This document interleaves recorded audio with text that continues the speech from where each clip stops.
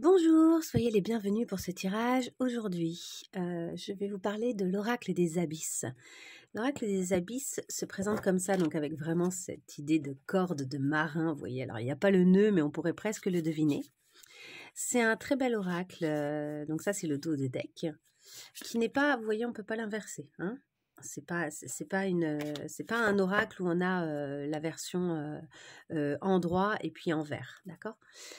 Voici un peu les dessins. Donc là, c'est le dessin du dessus. À chaque fois, vous avez le dessin, vous avez le titre et vous avez une petite phrase qui est intéressante et qui vous donne une idée. Donc, tout est sur le thème du marin, des sirènes, des bateaux, etc. La tête de mort du pirate, le gouvernail. Il est très poétique. Je dirais qu'il est très poétique. Regardez les bords bleus. Moi, je n'ai aucun autre oracle qui ait ce type de bord bleu. Et il me semble même qu'il vient avec un pochon bleu nuit comme ça, magnifique. Ah ben, je crois que c'est celui-là de pochon. Je pense qu'il vient avec ce pochon. Voilà. Donc, très très bel oracle pour ceux qui ont envie de tester. Et on va faire un tirage pour voir un peu ce que cet oracle veut nous dire. Qu'est-ce que cet oracle veut nous dire? Ok. Alors déjà, cet oracle, il nous parle clairement du fait qu'on a des messages à recevoir, donc ça tombe très bien puisqu'on l'utilise aujourd'hui, et que c'est des messages qui vont augurer des choses nouvelles à l'avenir. On va aller voir un peu plus.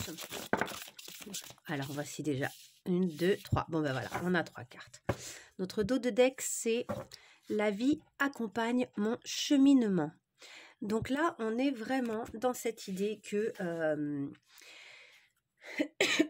vous êtes en train d'avancer, peut-être à un rythme tranquille, parce que la tortue, c'est un peu synonyme de lenteur. Après, la tortue dans l'eau, elle va vite, hein. Ça dépend vraiment d'abord de sa taille, etc. Une tortue qui a eu le temps de bien grandir et de maturer, elle va plus vite parce qu'elle sait un peu plus ce qu'elle veut, de quelle façon, etc. Donc, en tout cas, il y a cette idée d'avancer et de se connecter avec ce que l'on souhaite réellement, d'être connecté à soi, à ses aspirations et d'avoir confiance en le chemin parce que la vie et notre environnement sont là pour nous aider à, dans les moments de doute, à prendre encore plus la bonne direction, à prendre encore plus le bon chemin quand plusieurs chemins se proposent à nous. Et surtout, finalement, quel que soit le chemin qu'on va prendre, avoir confiance sur le fait que la vie, elle, va pas nous lâcher et qu'elle est là pour nous soutenir dans ce cheminement, dans nos choix. Alors, on va aller voir un peu plus avec les 3 autres cartes de quoi ça nous parle. Il n'y a pas nécessairement que des cartes positives dans cet oracle. Hein. Moi, j'aime pas les oracles où il y a que du positif. J'aime qu'il y a un peu de tout parce que sinon, pour moi, c'est pas très... Mais bon. Ici, on nous parle d'un oui. Alors, elle est quand même tombée retournée, hein, je prends note. Mais oui, les portes s'ouvrent. Donc là, j'ai l'impression qu'on nous parle d'une prise de conscience que oui, les portes, elles s'ouvrent. Et que oui, les choses sont en train d'avancer et de se modifier. Mais elle était tombée retournée. C'est pour ça que je parle de prise de conscience. Le oui, il est là en fait, et finalement, c'est nous qui n'ouvrons pas vraiment les yeux sur le fait que le oui, il est là, que les portes s'ouvrent. Et là aussi, c'était tombé retourné. L'hiver est là. Donc là aussi, il faut qu'on prenne conscience peut-être qu'on a besoin de prendre notre temps, que c'est normal d'être en train de se questionner sur l'espace qu'on a pour nous, sur l'endroit où on se trouve à l'heure actuelle. Vous voyez ici, on a Fort Boyard qui nous parle de limites, mais qui nous parle aussi d'enfermement, qui nous parle aussi d'isolement, de se sentir peut-être un peu seul, etc. C'est comme s'il y avait une période ici, c'est ce que je vous disais, c'est qu'il n'y a pas que des cartes positives. Donc, c'est comme s'il y avait ici une période de... c'est la fin de l'hiver, c'est pas facile, on se sent seul. Là, les gens vont commencer à ressortir et en fait, ça se ressent à tous les niveaux.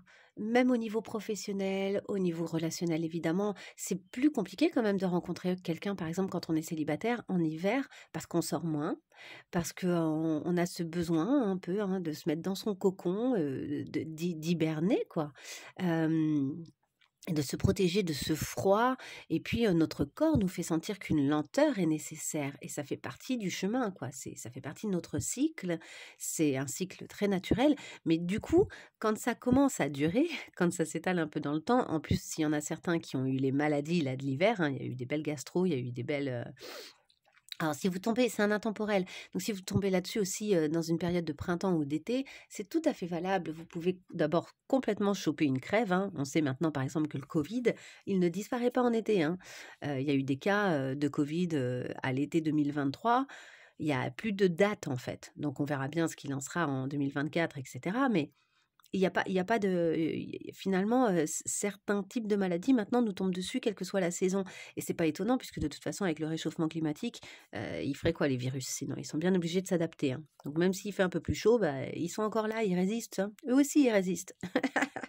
Donc je vous disais oui, il y a comme un sentiment de ralentissement, de difficulté peut-être à sortir de chez soi, de quelque chose de l'ordre de l'enfermement. Il y a peut-être aussi le sentiment d'être capable ou pas de prendre des décisions. Je vous en ai parlé tout à l'heure.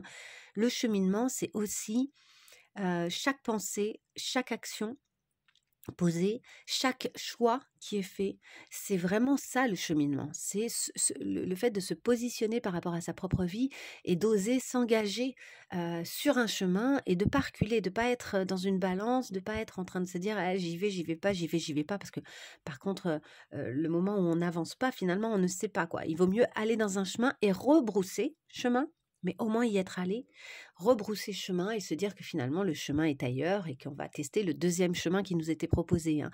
C'est vraiment plus intéressant de fonctionner comme ça. Pour ceux qui hésiteraient, qui seraient en pleine hésitation, testez, essayez des choses parce que sinon, effectivement, vous vous sentez vachement limité. Vous êtes dans quelque chose où vous savez pas, en fait, vous n'osez pas. Alors que si vous osez, des portes vont s'ouvrir et ça, les chemins vont vraiment se clarifier si vous osez faire les choses, hein. Ah, je peux faire, hop, je peux grossir un petit peu apparemment. Vous avez vu, je vous ai fait un petit zoom. Donc voilà, n'hésitez pas, allez-y, osez, aventurez-vous avec prudence, comme une belle petite tortue qui va tranquillement, avec la connexion aussi. Connectez-vous bien à ce que vous ressentez, mais osez. Et si vous êtes face à un choix un peu cornélien, eh ben, prenez ce temps d'un peu de recul et puis d'oser quand même tenter une des choses qui se proposent à vous pour voir si c'est la bonne route. Ne restez pas coincé. Ouais, ne restez pas coincé. Tentez des choses. Essayez. Allez-y. Bon, eh ben, bon courage avec tout ça. Je vous souhaite vraiment plein de belles choses, que le meilleur vous arrive et osez, hein, c'est quand même ça, vivre après tout, c'est oser des choses. Et je vous dis à très bientôt pour une autre vidéo. Au revoir.